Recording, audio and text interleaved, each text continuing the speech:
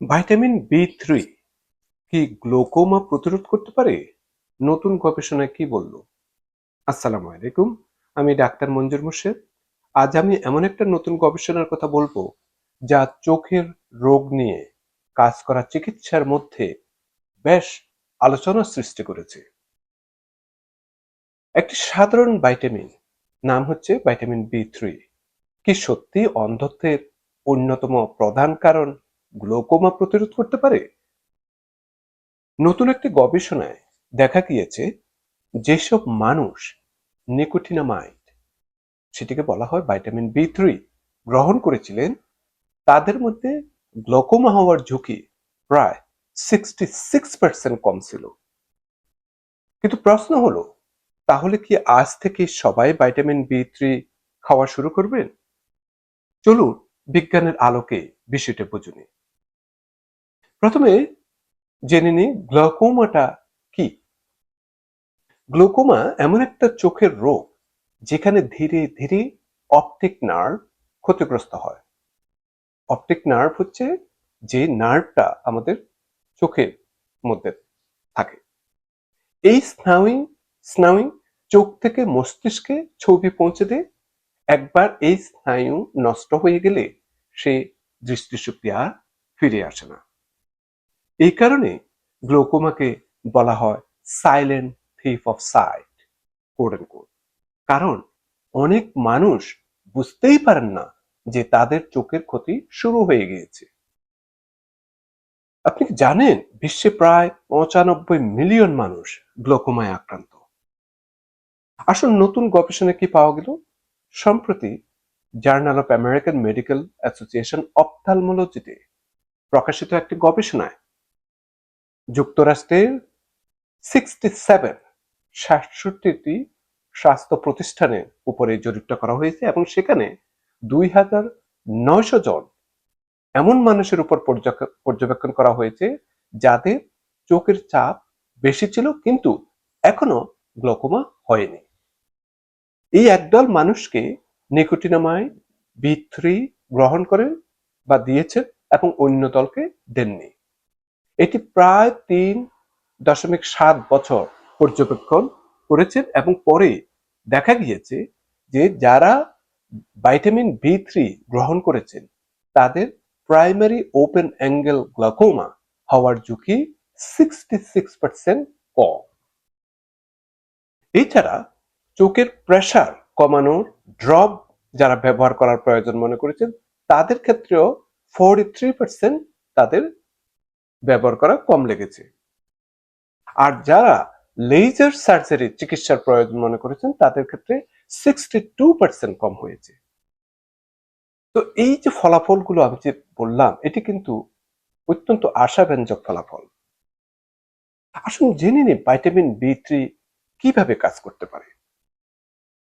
আসলে কি একটি ভাইটামিন কিভাবে চোখকে রক্ষা করবে? বিজ্ঞানীরা এখানে আর্টিকেলে বলেছেন যে এই ভিটামিন বি 3 আমাদের শরীরে NAD+ নামের একটা গুরুত্বপূর্ণ অণু তৈরি করতে সাহায্য করে। NADটা কি? NAD+ আমাদের কোষের শক্তি উৎপাদন কিংবা আপনার মাইটোকন্ড্রিয়ার কার্যকারিতা কিংবা আপনার স্নায়ু কোষের বেঁচে থাকার জন্য অত্যন্ত গুরুত্বপূর্ণ ভূমিকা পালন করে থাকে। গ্লোকোমায় যে স্নায়ুটি ক্ষতিগ্রস্ত হয় সেই রেটিনাল গ্যাংলিয়ন সেলকে ভিটামিন বি 3 হয়তো অতিরিক্ত শক্তি দিয়ে সুরক্ষা দিতে পারে। এটি এখনো একটি বৈজ্ঞানিক ধারণা যা নিয়ে আরো গবেষণা চলছে। তাহলে কি সবাই ভিটামিন বি 3 খাবেন? এখানেই সবচেয়ে গুরুত্বপূর্ণ বিষয়। উত্তর হলো না। ভিটামিন বি 3 আপনি যে গ্লোকোমার জন্য খাবেন এটি যে খেলে যে আপনার এই যে প্রবলেমটা হবে না এটি একদম বলা যাবে না। এই গবেষণা অত্যন্ত আশাব্যঞ্জক হলেও এটি এখনো স্ট্যান্ডার্ড চিকিৎসা নয়।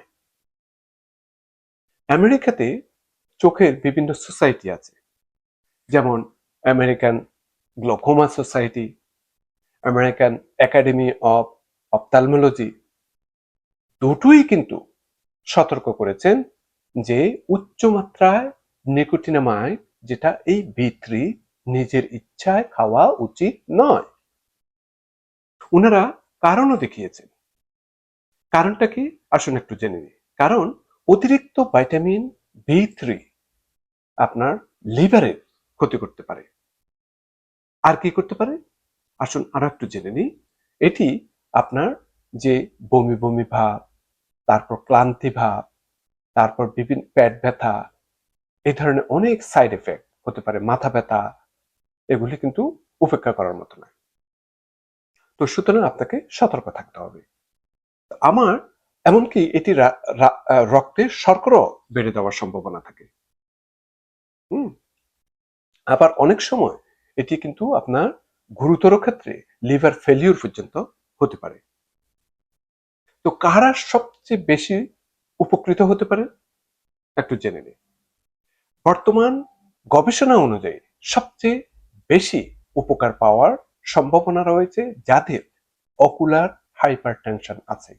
অকুলার হাইপারটেনশন হচ্ছে যে আমাদের যেরকম ব্লাড প্রেশার আছে শরীরে, সেরকম চোখেরও যদি ব্লাড প্রেশার আছে তাদের ক্ষেত্রে, যাদের পরিবারে গ্লোকোমার ইতিহাস আছে, যাদের অপটিক নার্ভের প্রাথমিক পরিবর্তন দেখা যাচ্ছে, তাদের ক্ষেত্রে কিছুটা উপকার পাওয়া যেতে পারে। তবে এই ক্ষেত্রে চিকিৎসকের পরামর্শ ছাড়া কোনো সাপ্লিমেন্ট শুরু করা উচিত নয়।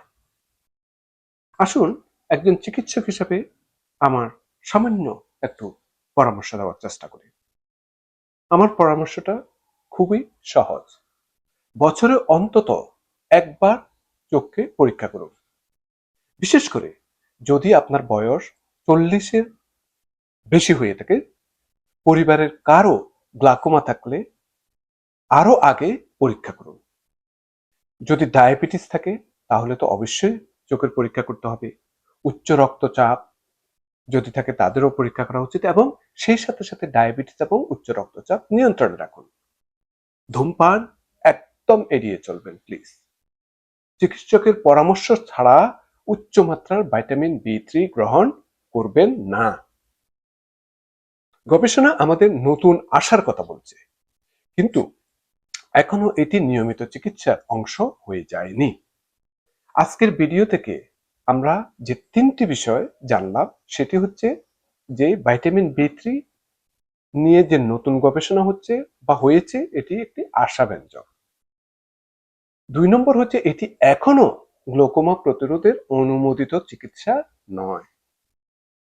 আর 3 নম্বরে আমরা যেটি জানলাম, নিয়মিত চোখ পরীক্ষা করানোই এখনো গ্লাকোমার প্রতিরোধের সবচেয়ে কার্যকর উপায়। আমি ডাক্তার মঞ্জুর মোর্শেদ। ভিডিওটি যদি ভালো লাগে তাহলে লাইক করুন, শেয়ার করুন এবং পরবর্তী ভিডিওর জন্য অপেক্ষা করুন। আজ এই পর্যন্ত। আল্লাহ হাফেজ।